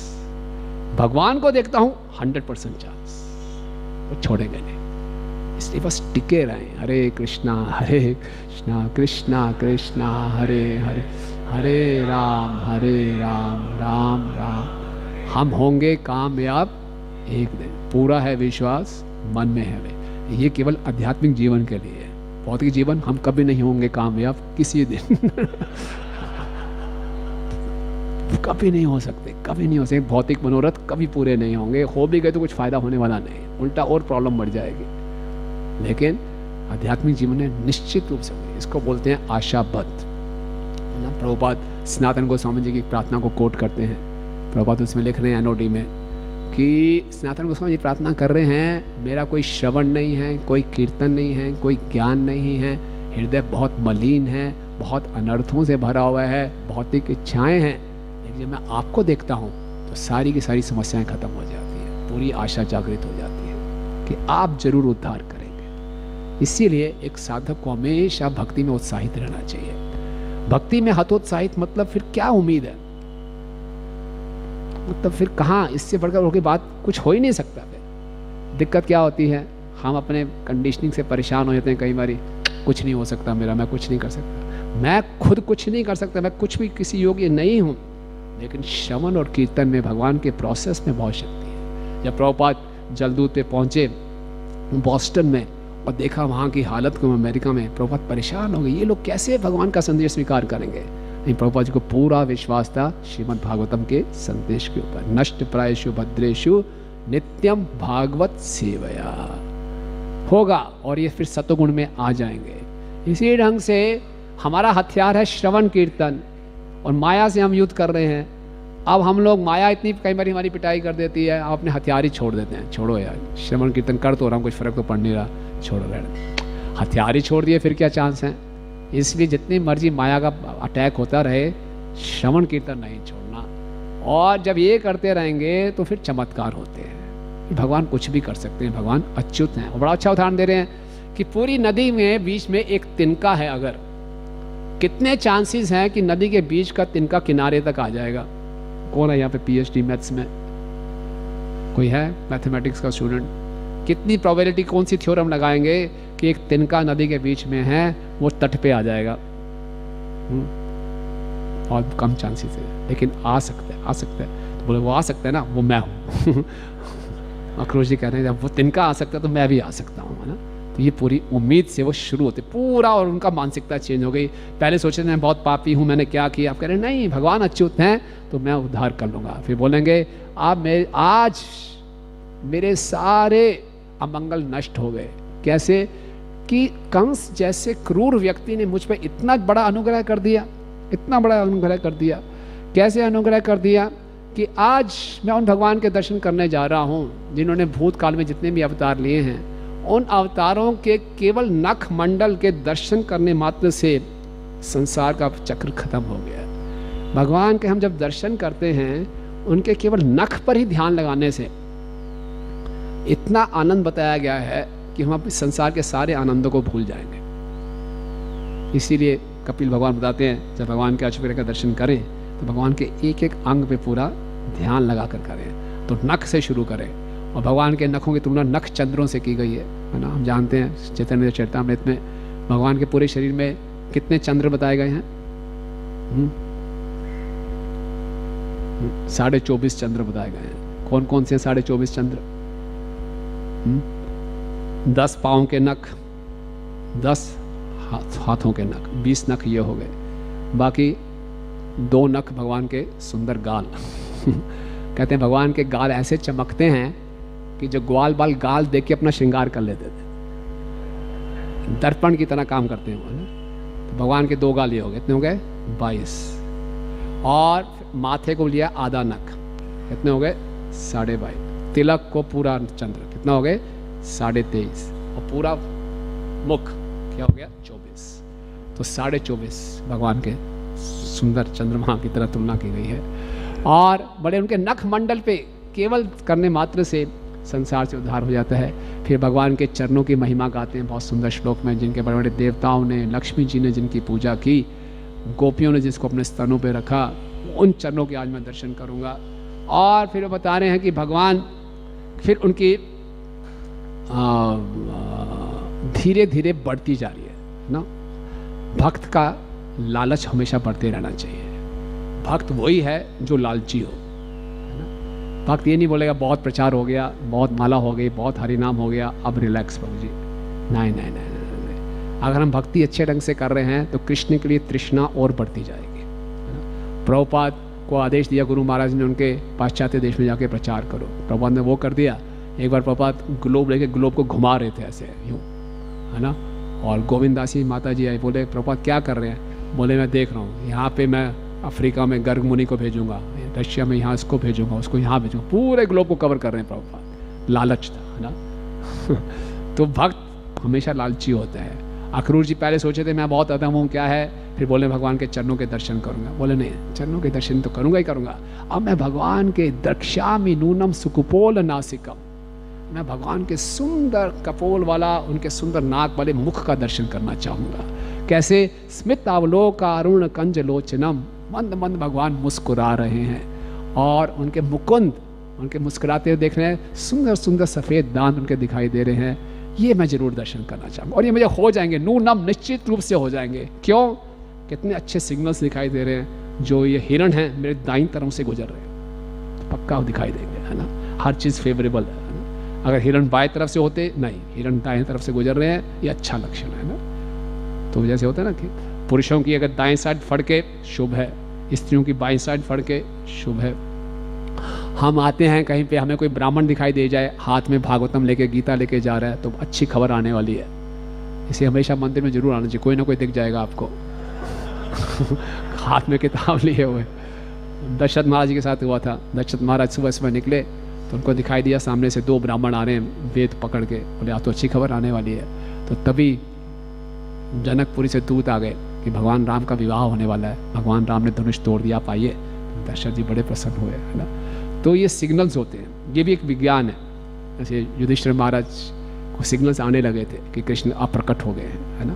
तो जब अच्छे पशु दाएं तरफ घूमते हैं ना, हाथी, घोड़ा, हिरण, तो अच्छा माना जाता है। जब बुरे पशु दाएं तरफ आते हैं, गधा, कुत्ता, तो लगभग बुरा होने वाला है तो युधिष्ठिर महाराज ने देखा कि गधे उनकी परिक्रमा कर रहे हैं दाएं तरफ से, तो लगा अब कृष्ण अप्रकट हो गए। तो बड़ी अच्छी साइंस है। बोले हिरण दाएं तरफ हैं, निश्चित रूप से द्रक्ष्यामि नूनम सुकुपोल नासिकम, भगवान के सुंदर मुख का दर्शन करूंगा। ये लालच मुख से, चरणों से मुख के दर्शन पे आए। फिर बोला नहीं नहीं नहीं, पूरे उनके सुंदर अंगों का दर्शन करूंगा। लावण्य धाम है, भगवान का पूरा शरीर सुंदरता का धाम है, सारी सुंदरता यहीं से निकली है, उसके पूरे दर्शन करूंगा। फिर वो बता रहे हैं कि ये जो भगवान हैं, इनके गुण जन्म कर्म के श्रवण करने मात्र से ही पूरा संसार शुभ हो जाता है। ऐसे भगवान के मैं दर्शन करूंगा। फिर आगे बढ़ते बढ़ते उनका थोड़ा लालच और बढ़ता है और फिर वो देखते हैं कि कहते हैं कि मैं भगवान के मुख के दर्शन करने के बाद कहते हैं जैसे ही मैं भगवान को देखूंगा मैं रथ से नीचे उतर आऊँगा और मैं भगवान कृष्ण बलराम के चरण कमलों पर नमस्कार करूँगा। और ये जो चरण कमल हैं, फिर क्या करेंगे भगवान क्या करेंगे? जब मैं उनके चरण कमलों में गिर जाऊंगा तो भगवान अपने सुंदर हाथ मेरे सर पे रख देंगे, है ना। धीरे धीरे आगे बढ़ रहे हैं ना। पहले मैं चरणों के दर्शन कर पाऊंगा, फिर मुख के दर्शन करूंगा, फिर पूरे सुंदर अंगों का दर्शन करूंगा, फिर मैं रथ से नीचे उतरूंगा, उनके चरणों में पड़ जाऊंगा, एकदम लिपट जाऊंगा, पकड़ लूंगा। फिर देखेंगे अरे ये तो आया है। फिर क्या करेंगे? भगवान अपना सुंदर हाथ कर कमल मेरे सर पे रख देंगे। फिर भगवान के हाथ का गुणगान करते हैं और फिर भगवान क्या करेंगे? मुझे उठा लेंगे। फिर मुझे उठा लेंगे, मेरा आलिंगन कर लेंगे, है ना। कितना बढ़ते जा रहे हैं मेरा आलिंगन कर लेंगे और जैसे ही मेरा आलिंगन कर लेंगे मेरा पूरा शरीर तीर्थ बन जाएगा और मेरा कोई दर्शन कर लेगा वो शुद्ध हो जाएगा, है ना। और जब मेरा आलिंगन कर लेंगे मैं बहुत गदगद हो जाऊंगा। फिर मैं हाथ जोड़ के फिर नीचे बैठ जाऊंगा। फिर से भगवान पकड़ेंगे मेरे को और बोलेंगे हे चाचा अक्रूर, बस ये सुनना ना, ये सुनना, तब मेरा जीवन सफल हो जाएगा। भगवान की सुंदर वाणी से वो बोलेंगे हे चाचा अक्रूर, बस बस बस, ये जब सुना आ जाएगा मेरा जीवन सफल हो जाएगा। और ऐसा जीव जिसको शरीर प्राप्त हुआ है और जिसको भगवान ने पहचाना नहीं, उसका जीवन व्यर्थ है, ऐसा कह रहे हैं। तो उसके बाद कह रहे हैं फिर ऐसा, ये उनके मनोरथ हैं। और फिर बोले जैसे वो आगे जाते हैं तो भगवान गोचारण करके वापस आ चुके हैं और भगवान के व्रज की रज पे भगवान के सुंदर चरण चिन्ह देखते हैं। जैसे चरण चिन्ह देखते हैं एकदम रथ से कूद पड़ते हैं और उस पर लौटना शुरू कर देते हैं। बोले वाह, ये मेरे प्रभु के चरण है, ये मेरे प्रभु के चरण है। पूरी व्रज की रज को अपने शरीर पे लपेट लेते हैं। फिर दोबारा से चढ़ते हैं वो रथ के ऊपर।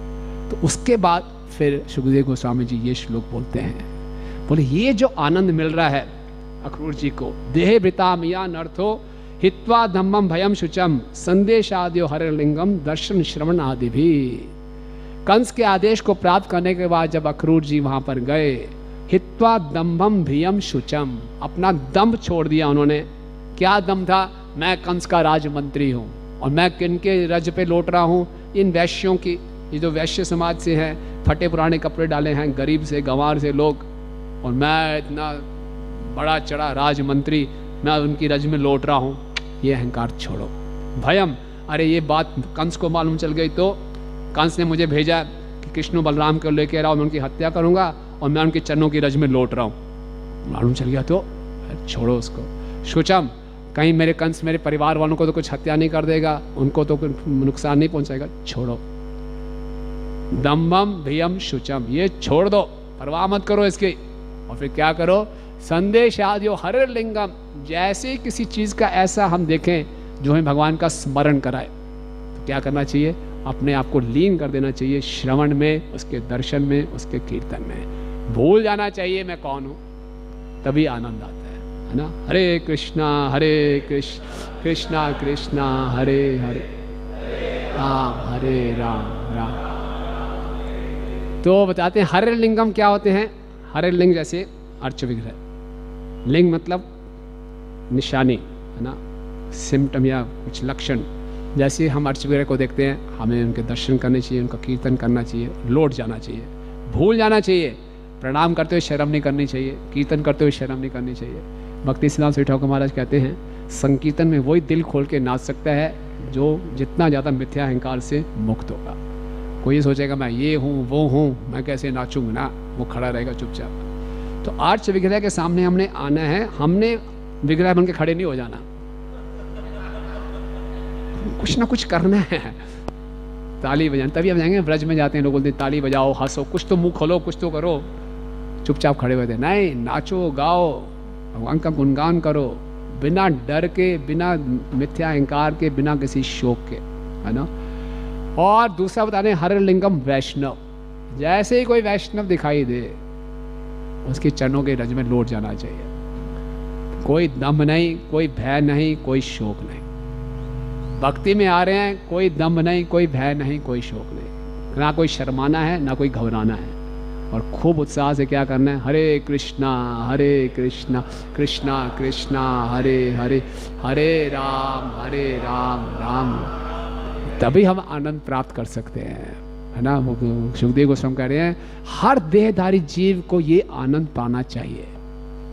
और जब तक भय रहेगा, शोक रहेगा, दम रहेगा, मैं ये हूं वो हूं, इस संसार में आनंद नहीं आएगा। भक्ति करते हो इन सब चीजों से अपने आप को हटाओ और खूब हृदय से सेवा करो, हृदय से प्रचार करो, दम को छोड़ो, भय को छोड़ो, शोक को छोड़ो, है ना। तो अक्रूर जी हमें ये सिखा रहे हैं। इससे कुछ नहीं, कोई इसमें वो नहीं है। प्रभुपाद क्या दबंग होकर प्रचार किया प्रभुपाद ने, परदेश में गए, कोई भय नहीं, है ना, कुछ नहीं, कहीं भी जाए। एक बार प्रभुपाद एयरपोर्ट में गए, फ्लाइट डिले हो गया, प्रभुपाद बड़े आराम से सब कुछ अपना बैग निकाला, गमछा वगैरह डाला, एयरपोर्ट पे स्नान करना शुरू कर दिया टॉयलेट में। सब हैरान हो, ये बूढ़ा व्यक्ति कहाँ क्या कर रहे हैं। अरे हाँ मैं प्रभुपाद, मेरा अपना शेड्यूल है भैया, नायब। कोई नहीं, बड़े बड़े साइंटिस्ट आते थे प्रभुपाद, उनके मुंह पे बोलते थे रास्कल, वो भी चुप हाँ सर लाते थे रास्कल। ऐसा हम नकल नहीं मार सकते, प्रभुपाद के हृदय में इतना प्रेम था, उनको लगता हाँ प्रेम से बोल रहे हैं। तो इसलिए भक्ति हम आए हैं और नित्य हम श्रवण कीर्तन करेंगे। तो सुखदेव गोस्वामी कह रहे हैं हर किसी देहधारी जीव का ये साध्य होना चाहिए, ऐसा आनंद उसको पाना है। तो इसके बाद हाँ अक्रूर जी भगवान को मिलते हैं और जो जो उन्होंने मनोरथ किए भगवान कृष्ण बलराम ने उनसे ज़्यादा किया। उनको बैठाया, उनके पाँव धोए, उनको खिलाया और अक्रूर जी ने शाम को जाके पाया द्वादशी के दिन। ये नियम होता है कि द्वादशी के दिन अपने व्रत पालन के समय व्रत नहीं तोड़ा तो उस दिन भी व्रत रखना चाहिए। अक्रूर जी ने बोला जब बलराम जी मुझे अपने हाथ से ही खिला रहे हैं तो क्या क्या नियम, क्या कुछ, सब खाया पिया उन्होंने। तो ये द्वादशी थी। अगले दिन त्रयोदशी के दिन वो चलते हैं वहाँ से लेकर कृष्ण बलराम को, और चतुर्दशी के दिन फिर कंस का वध होता है ना। ये ऐसी घटना थी। तो इस प्रसंग से हमने संक्षेप में बताया, आप जाके इसकी कमेंट्रीज पढ़ेंगे तो बहुत आनंद आएगा। और यहाँ पे हम देखते हैं कि हमारे जीवन का लक्ष्य भी जैसे बता रहे हैं सुखदेव गोस्वामी जी, इस मनोरथ को विकसित करना है ना।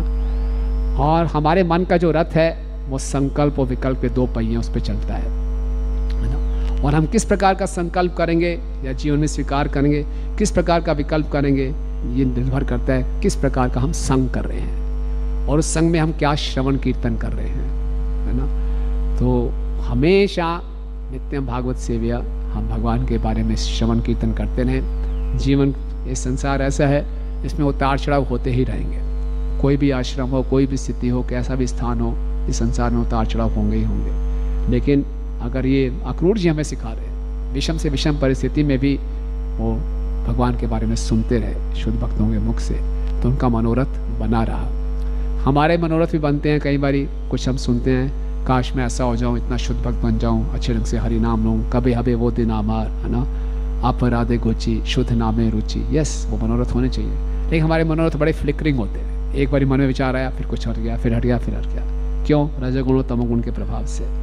लेकिन हम नित्य भागवत सेवा करते रहेंगे, करते रहेंगे, करते रहेंगे तो सद्गुण विकसित होगा और हम भी अपने मनोरथ में फिक्स हो जाएंगे। और भगवान आध्यात्मिक स्पिरिचुअल एम्बिशंस को, स्पिरिचुअल एस्पिरेशंस को, आध्यात्मिक मनोरथों को तुरंत पूरा करते हैं। भगवान इसीलिए, भगवान हमेशा हमारी प्रतीक्षा कर रहे हैं कि कभी तो मांगे, कभी तो अभी इच्छा करो, मैं तुरंत पूरी करूँगा, है ना। लेकिन हमारा हृदय में भौतिक और आध्यात्मिक इच्छाएं दोनों आपस में क्लैश करती रहती है ना। एक बार बहुत वर्षों पहले मायापुर में मैंने परम पूजनीय भक्ति विकास महाराज से पूछा था कि महाराज हमारे हृदय में आध्यात्मिक इच्छाएं भी हैं और भौतिक इच्छाएं भी हैं, परमात्मा हृदय में बैठे हैं, कौन सी इच्छा पूरी करेंगे, है ना।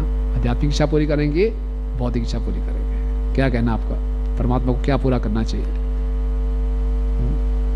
भौतिक इच्छाएं भी हैं, थोड़ा धन जन सुंदरी चाहिए, और आध्यात्मिक इच्छा भी है, नहीं भक्ति भी चाहिए, भक्ति भी चाहिए, धन भी चाहिए, जन भी चाहिए, कुछ तो चाहिए प्रभु जी, थोड़ा वो तो होना ही चाहिए, और भक्ति छोड़नी नहीं, वो भी करनी है। तो भगवान किसको कौन सी इच्छा पूरी करेंगे?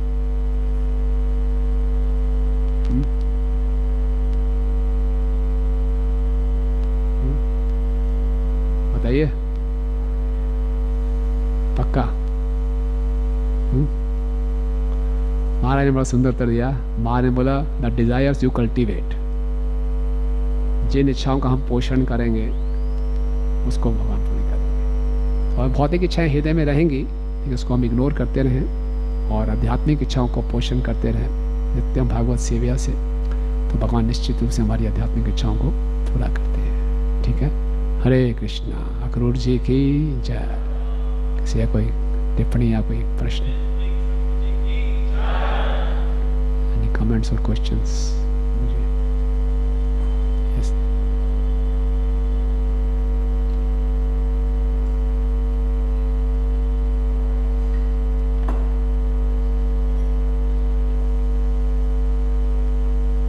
हरे कृष्ण।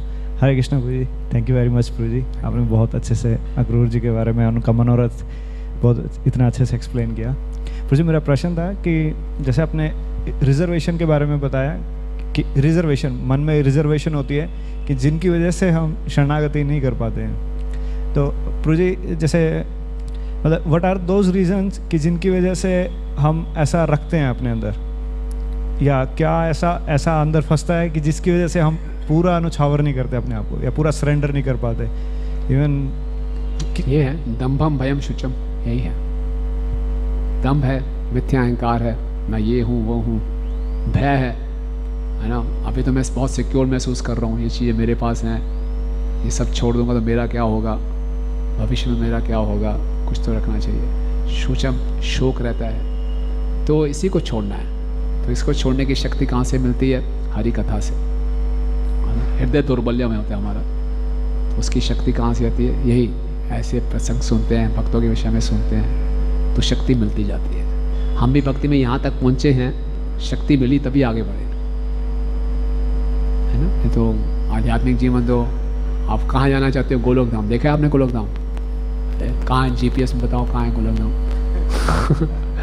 कितनी देर में पहुँचोगे बताओ? कौन सा मैप है? ऐसे ही जा रहे हो, अपना जीवन छोड़ दिया आपने, क्या कर रहे हो? तो हमें कुछ शक्ति मिली, कुछ श्रद्धा विकसित हुई, हम इस कदम उठाया, फिर और कदम आगे बढ़ाने हैं तो और शक्ति चाहिए। इसीलिए नित्यम भागवत पढ़ते रहें, सुनते रहें, प्रोसेस को करते रहें। जितना आचरण से प्रोसेस को पालन करेंगे उतनी शक्ति मिलती रहेगी, उतना आगे बढ़ते रहेंगे। Thank you Prabhu ji.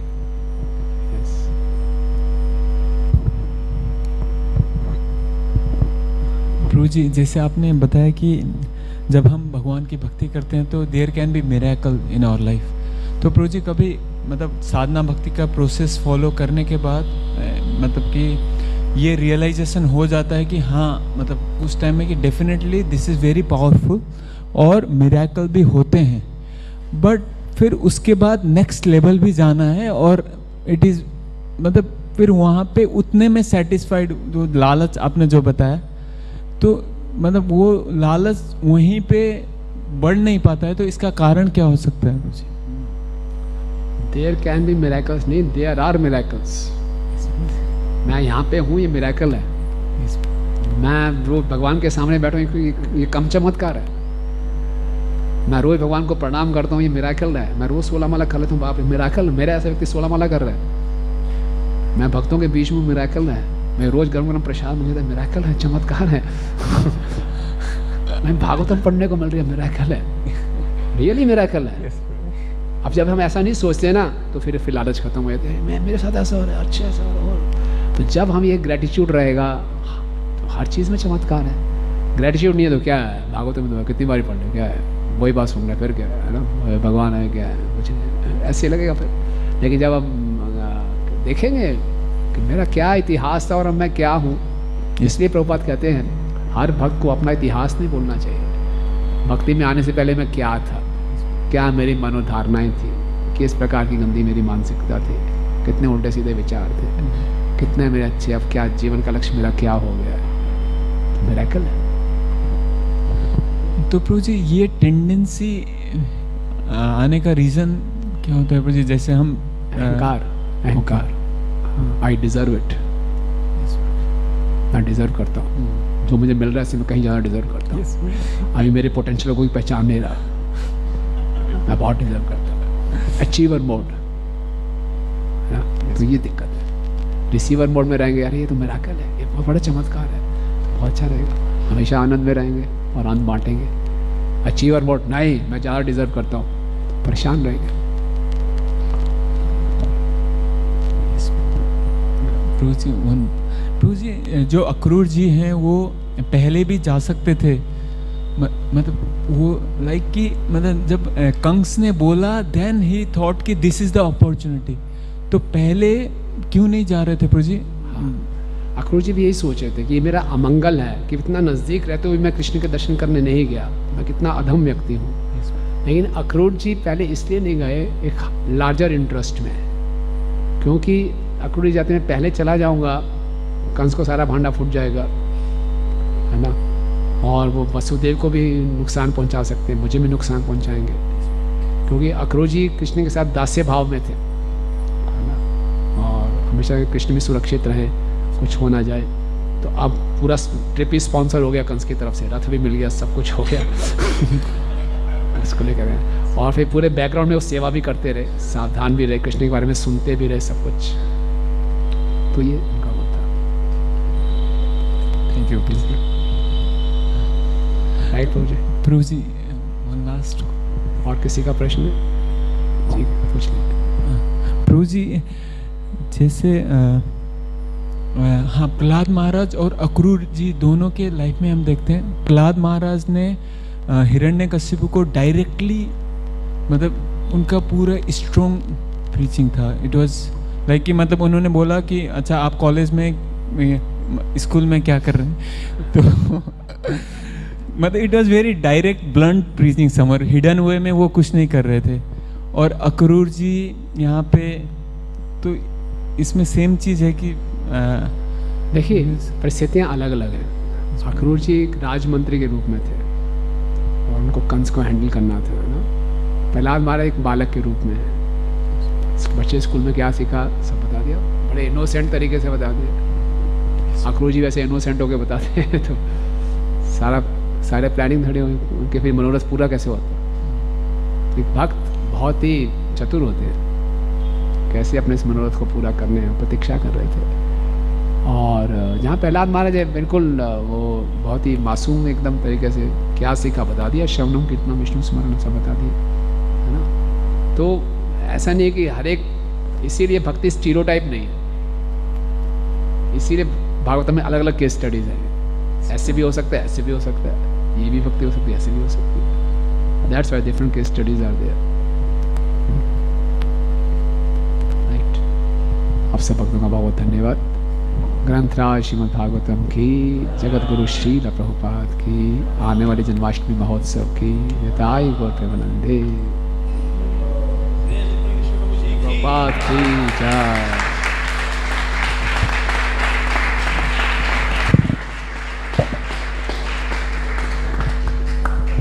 Okay, क्योंकि जन्माष्टमी आ रही है तो इसीलिए हमारे पास कृष्ण बुक है। कृष्ण बुक का एक कार्टन है, तो आप में से अगर कोई लेना चाहे तो कृष्ण बुक ले सकता है। इंग्लिश में भी है, हिंदी में भी है, और प्रभु जी उसको ऑटोग्राफ करके देंगे।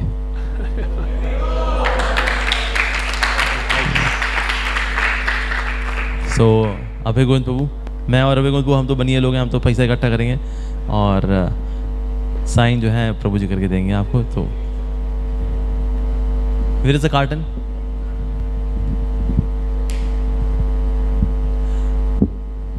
तो जिनको कृष्ण बुक चाहिए हो, किसी को चाहिए Krishna book, raise your hand. आइए जी, आते रहिए। तो प्रभु जी को हम हृदय से धन्यवाद देना चाहेंगे by chanting Hare Krishna Krishna Krishna Hare Hare, Hare Ram Ram Ram Hare Hare.